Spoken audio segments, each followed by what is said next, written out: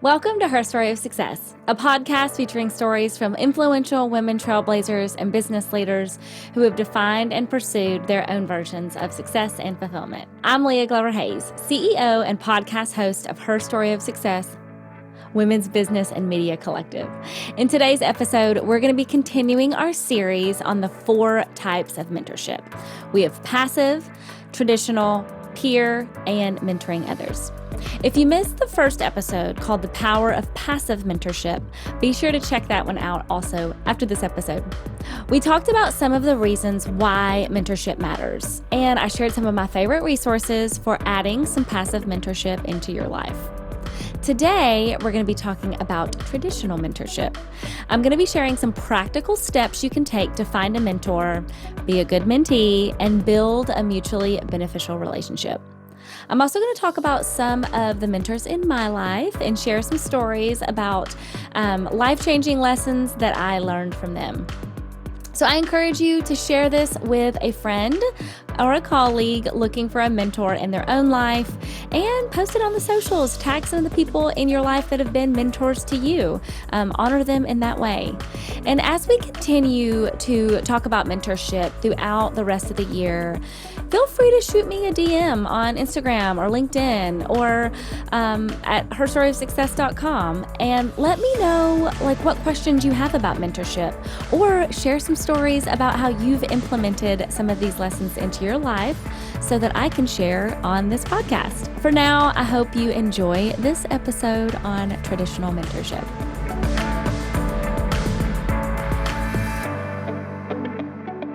When talking about traditional mentorship, I think that there might be a misconception that this has to be like a formal process where you meet someone and you ask them to be your mentor, and it's this super official thing. Especially in the business world, people tend to put so much pressure on finding the right mentor. In reality, mentorship is just finding the people in your life that you feel drawn to and that you want to learn from.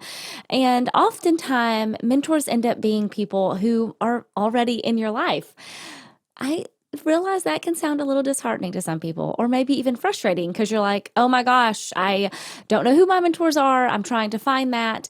And so I just kind of encourage people to think of anybody that is already in your life, or that you know on social media, or that you know of, that has maybe shared their story somewhere. Who is someone that inspires you? It doesn't just have to be about business. It could be, someone that has a great marriage, or someone that seems like they are in a really good circle of women, and you're like, I want to be a part of this. Maybe that could be somebody that you could end up reaching out to. So, and I'm going to share how that happened, how I found mentors that were either already in my life, or right in my circle, or that I had gotten introduced to. For anybody that's been following me, I have interviewed a lot of people. I've interviewed a lot of women, and there is this common theme of people that are successful, that they either had parents, teachers, family, friends, etc., that they learned different things from, and that really helped develop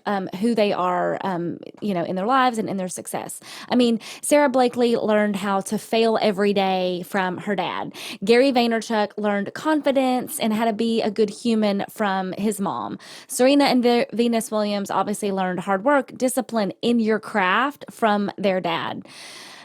If you know me, you know that I didn't get a lot of those things, success things, from my parents. And Bill Gates and Oprah Winfrey both credit teachers in their lives for the confidence that ended up leading to their success. And so a lot of the people I interviewed did learn some of those concrete things from their parents, but others like myself and Oprah and, Bill Gates, maybe didn't learn all of that important lessons from their parents. They learned that outside. So that's really what I want to kind of encourage you on. 2 things. One, there's probably people in your life that can end up being your mentors, and 2, as you think about this traditional mentorship, I'm hoping you're also viewing this in a lens of you becoming a mentor to other people. As you are looking for mentors, as you're looking to develop those relationships and grow and get mentorship, I hope you're also learning that you have something to give and you're already ready to be mentoring others as well. So, as you are searching for your next mentor, let's look around your life. Who do you admire? Who do you want to learn from? Maybe right now, like jot down a couple people that come to mind. Like I said, doesn't have to be in business. Think about maybe go ahead and start putting in some different segments. Like, I think maybe you've heard me say this before. I had a mentor tell me, Leah, you can't be a woman of excellence in one area of your life. You either are or you're not. You are not.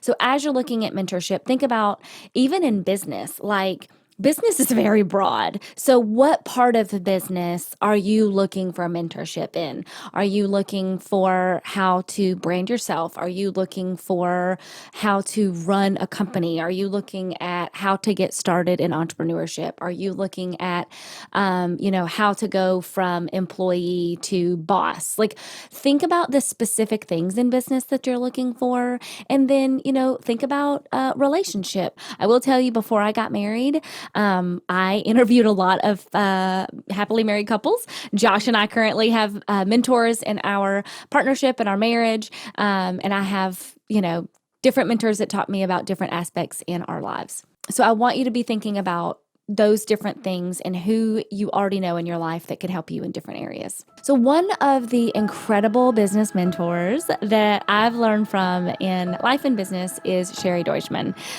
She started Letter Logic from her basement after cashing in her 401k and grew it to $40 million before selling it. Now she's the founder of Brain Trust, where she is helping women grow their businesses to $1 million in revenue and beyond. When I met Sherry, I was already a junior board member of the Ywca, and she was we called it big board member. So she was like a real board member of the organization. I instantly felt drawn to Sherry because she shared my lack of a formal education. She's also from a small town in the South, didn't have a college degree. But while she was working in sales, which is also my background, she realized that there was a better way to do business, and that she already realized that when you focus on people and helping others succeed, that was a way that she wanted to build her business. And that's also something that I care about. So for me, when I was looking at Sherry, I'm like, oh, you share so many different aspects of what I have. Gosh, and she got to obviously an incredible level of success. So obviously I was like, yes, like this is somebody that I want to be my mentor.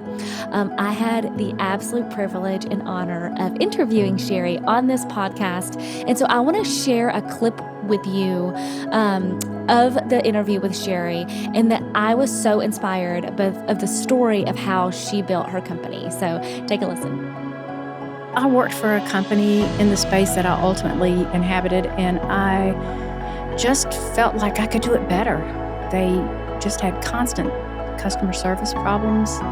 And even though my bosses were Vanderbilt grads and had MBAs, and I had a high school diploma from Newland, North Carolina, I still thought that my innate empathy would allow me to be a successful leader.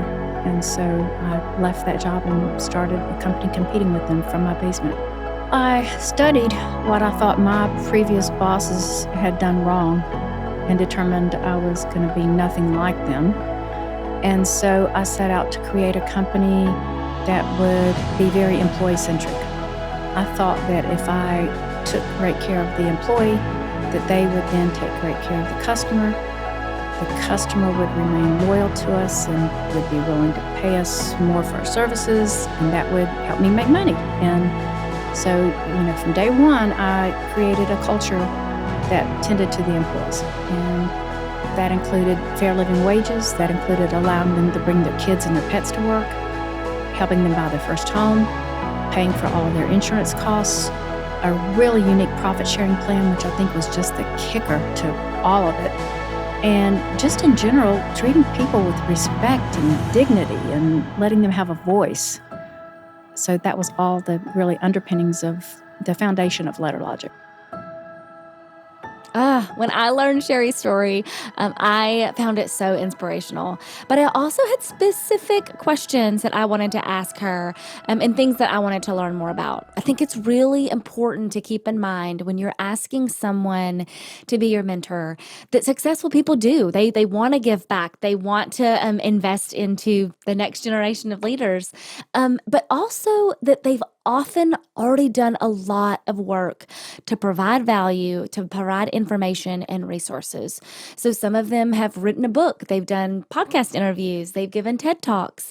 So don't forget, it's your job as a mentee, or our job as mentees, to do our homework and to engage with the resources that they've already provided. And so once you have done that homework, you've done the research, and you have some specific questions based on what you want to learn, that's a really good time to reach out. I'll give you an example of how I reached out to Sherry initially for her to become my mentor. I wrote her an email and I kind of listed out, I was like, hey, Sherry, I kind of put like, hey, I'm a junior board member of the Ywca, which I know that you are a board member of, and we both share this passion. So I said what we shared passion in. And I also, I kind of said, here are the things that I've learned about your story. And here's the conversation that I would love to have with you if you would allow me to buy you a cup of coffee or lunch. And I kind of listed out, like, we both come up from a small town. We both share, the lack of formal education. Here's what inspired me about your story, and here's the things that I want to be able to ask you about. And so she said yes. I bought her lunch, and actually I think I tried to buy her lunch, but she ended up buying mine and wouldn't take no for an answer. So there's that. But that's a great way to start a relationship, is saying, I've already read your book. I've already learned about your story. Here's the things that I want to learn. Here's what I'm inspired by. And would you allow me to buy you a cup of coffee or have a Zoom meeting with you? I hope that helps. So even though it's important to have a clear goal in mind when seeking a mentor, you should also stay open to what you might learn that's different from what you thought you wanted to know. So a great example of this is my relationship with Marcie Allen Van Mol.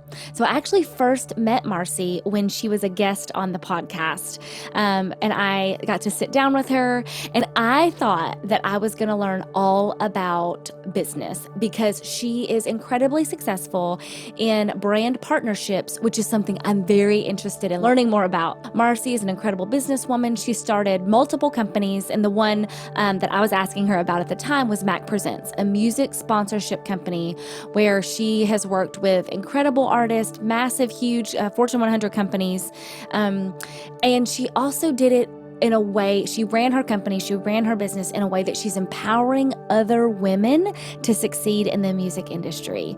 And since we've met, she's also started Anzi Blue, an amazing coffee and CBD shop in Nashville. In my first conversation with Marcie, the thing that completely changed my life was actually the way that she talked about her schedule. So Marcie taught me that you have to take time to be and take care of yourself before you can become a great CEO. She shared the keys to finding peace of mind even when you're busy. And I wanted to share some of what Marcie had to say about building her schedule in a way that works for her. Take a listen. I love this story, but I remember calling my husband and saying, I got hired. I'm doing the Rolling Stones tour sponsorships. And he was like, that's great, but are you going to miss parent-teacher conference at Harding Academy? And I said, no, I'll be home.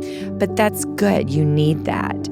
I tell people you can have all the money, you can have all the success, you can have all the artist relationships, music industry relationships, awards, but you can't cuddle up with that at night.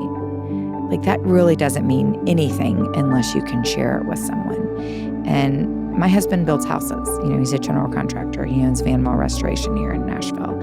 And we don't talk about my work. I love to talk about his work because it gets my mind off of it. So I think that to answer your question on what I do to remain at peace, even though I'm flying back and forth every other week, and even though I'm running a company and being a stepmom and being a wife and being an adjunct professor and, running Mac Presents, it's just finding that quiet time for yourself. In the mornings, we don't open until 10:30. So I'll get up in the morning, and that's really my time. I call my friends, I call my aunt, I call my sister, and I use that as me time. Like, my assistant knows no meetings before 11 a.m. And some people may be like, oh, you're slack. No, I'm up at 7. I'm rolling calls, but they might be rolling personal calls, calling my girlfriends to check in on them. And also you drop everything when one of your friends needs you. Unfortunately, there's been a lot of my friends that have gone through divorces lately. I think it's just that age that we're all at. And we call it our tribe. And our tribe circles around whoever needs us. They did it for me, and now I'm doing it for my friends. And there's no deal or conference or concert that is more important than me being there for one of my friends, because they were there for me. So hearing how Marcie talked about her family and her schedule made me realize that is a woman that I want to learn from. That's somebody that I want to model that. And so after I interviewed her on the podcast, I made it a point to send her a follow-up to let her know how much I appreciated and valued her and wanted to learn more from her and the specific things that I wanted to learn from her. It turned out she was already looking for someone like me to start investing into, and all I had to do was ask. So I know sometimes it can feel very intimidating to ask someone to mentor you, but remember, most leaders and successful people genuinely want to give back. You might be surprised who agrees to mentor you, so it's always worth the ask. But sometimes you might need to be strategic about how you get introduced to that person, especially if it's someone that's incredibly successful already and has a lot on their plate. I realized this when I first learned about Pat Shea.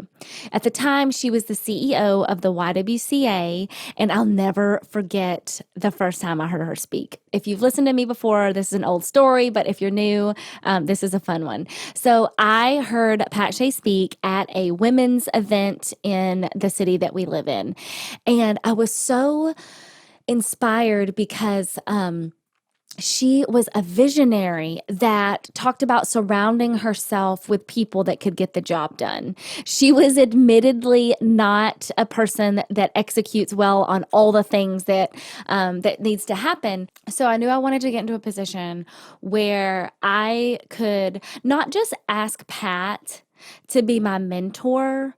I knew that she was a person that I wanted her to be in my life. Like, I wanted to be a part of her circle and her in my circle. And so I realized that there's some steps that I could take to do that. And so I want you to think about the people in your life and, what type of relationship do you want? Do you want to just learn from this person and it be like a transactional exchange? And you might not know yet, and that's okay. But when you find someone like a Pat Shea in your life that is the epitome of the leader and the type of person in your career that you want to be, I encourage you to not just reach out and grab a cup of coffee with them. Here's what I did. I knew I wanted her in my life, so I got into a position. This is like literally multiple year-long journey to get to the point to ask her to be my mentor.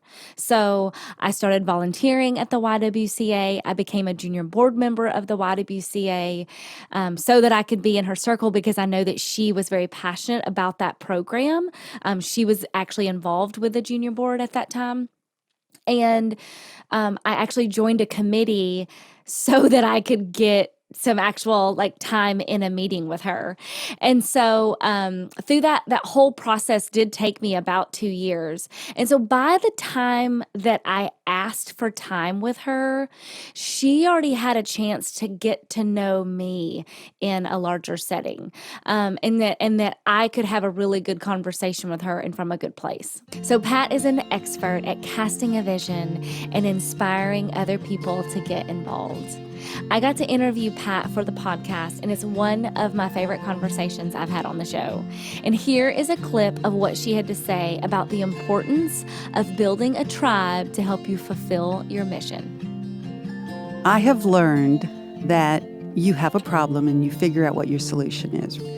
And then when you know the solution, you have to build a community that supports the solution. So in the case of the shelter and in that deficit, we knew the problem. That was easy. It was the deficit. We knew the solution. We had to pay it off. But you had to create the vision that allowed people to join. And then you look for people for whom that's their passion. I have never convinced anybody to join something that wasn't theirs to begin with. If there's something that the world needs done, there are people who will support it. My job was to provide support, to provide some resources, information, knowledge, tools, but then kind of to get out of their way. And why that matters is I left the YW 2.5 years ago, and under Sharon Roberson's leadership, it's doing more today than ever. And if it had been about me and my relationships and my knowledge, it would have died when I left. But it is not about me. It's about that community. I have loved learning from Pat, Marcie, Sherry, and so many other mentors in my life. And I wanted to give some thought, or I wanted to share a thought to you listening if you're wanting to find a mentor, but you don't know where to start. Maybe you work at a company where there's not a lot of people to look up to. Maybe there's not a lot of women or women of color or, women in your situation. Or maybe you're young and don't have a large network yet. So when you're thinking about mentorship, the first step is really to get to know yourself. What skills do you have already? What are the things already good about you? Where are you at on your journey? And what are you looking to learn to get to the next step? Are there people already in your life who may be able to introduce you to a mentor? Is there someone you know that might have access? Once you've started to answer these questions, do a little research. Look at the people that you admire in your industry or in the world and find some people that follow them. Maybe look at your circle of influence and see who are the people that they're following. If you're early in your career, you're in college, Listen, there are so many mentorship programs out there. Especially if you're in college, they're at school. If you are in the business world, look in your community. There's usually some mentorship programs. If you truly don't know where to start, reach out to me. Let's start a conversation on LinkedIn or Instagram so we can, if you're having issues or you have questions, I bet there's other people in this community that do too. So let's get that conversation going. And remember that that mentorship's not always about being young and finding someone older and wiser. Pat, has said many times that she feels like I mentor her in areas, which is the most crazy thing I've ever heard in my life because she will always be my hero. But, and there are people that I have mentored that have mentored me. And so maybe don't look at this pigeonhole thing like you have to find someone older, wiser, more mature than you, but maybe focus on what is the thing that you want to learn. It could be somebody your age. It could be somebody younger than you that you actually want to learn from and grow from. And so then after you find someone that you want to be mentored by, there are certain things that you can do when you reach out that will make them more likely to respond. Start by explaining why they are the person that you want to learn from, and some specific things that you want to learn. You don't have to ask for this formal long-term relationship. Maybe just offer to buy them a cup of coffee or, have a virtual coffee meeting. And from there, if you feel like it's a mutual beneficial relationship, you can see where it leads. Don't put so much pressure on yourself. I really believe that mentorship is something that every person can benefit from, and on both ends, from the giving and the receiving side. And there's also different mentors for different seasons of your life and in different areas. areas. So if you're looking for more ways to build a community of businesswomen leaders, Her Story of Success is a great place to start. I have a massive network of amazing women, and now hopefully you will be part of it too. So make sure to connect with us on the website. We have a little thing that we're giving away when you sign up to be on our email list. It's talking all about the 4 types of mentorship. It's actually like a little worksheet that helps you like outline a plan for your mentorship strategy. You can find that at herstoryofsuccess.com. We're always here to provide you more info. So DM us, email us, let us know what you're wanting to learn and how we can continue to support you on your own journey of success and fulfillment. So thank you for tuning in at Her Story of Success. You know that we are on a mission to help women, business owners, leaders, and professionals build your tribe and reach your next level of success by connecting you to one another, equipping you with resources, and empowering you along your journey. We would love for you to be a part of our tribe and to further this mission by sharing this podcast with friends, coworkers, family that you want to inspire on their journey. And you can stay up to date with all of our information, like I said, by signing up for our newsletter at herstoryofsuccess.com. And we are a podcast that is produced by women for women. Our executive producer is Claire Bidigary Curtis. Our production coordinator is Bronte Lebo. Our video editor is Molly Trunell. And I am your host, Leah Glover Hayes. I appreciate you.